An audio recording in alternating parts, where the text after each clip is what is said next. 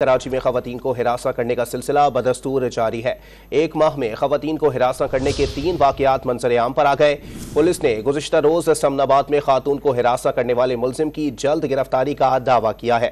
کراچی میں خواتین کو ہراساں کرنے کا سلسلہ بدستور جاری ہے۔ ایک ماہ میں خواتین کو ہراساں کرنے کے 3 واقعات سامنے آ گئے۔ پولیس نے گزشتہ روز سمن آباد میں خاتون کو ہراساں کرنے والے ملزم کی جلد گرفتاری کا دعویٰ کیا ہے۔ مزید جانتے ہیں ڈان نیوز کے نمائندے محمد بلال سے۔ جی بلال، اپڈیٹ کیجیے گا۔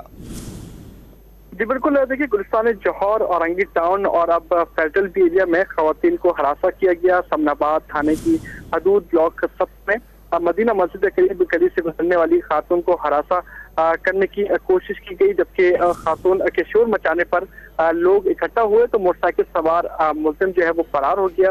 سی سی ٹی وی فوٹیج بھی سامنے آئی ہے جس میں ملزم کا جو چہرہ ہے وہ واضح طور پر دیکھا جا سکتا ہے، جبکہ 3 جولائی کو گلستان جوہر میں لڑکی کو ہراساں کرنے والے ملزم کو بھی پولیس پکڑنے میں اب تک ناکام دکھائی دے رہی ہے۔ 18 جولائی کو اورنگی ٹاؤن میں راہ چلتی خاتون کو بھی ہراساں کرنے کی کوشش کی گئی تھی، جس پر ملزم کو پولیس نے فوراً گرفتار کیا۔ 1 اگست کو سمن آباد میں ہونے والے واقعے سے متعلق ابھی تک متاثرہ خاتون نے قانونی کارروائی کے لیے پولیس سے رابطہ نہیں کیا ہے۔ سی سی ٹی وی فوٹیج کی مدد سے خاتون سے بدتمیزی کرنے والے ملزم کو ڈھونڈنے کی کوشش کی جا رہی ہے۔ پولیس کی جانب سے دعویٰ کیا ہے کہ واقعے میں ملوث ملزم کو جلد گرفتار کر لیا جائے گا۔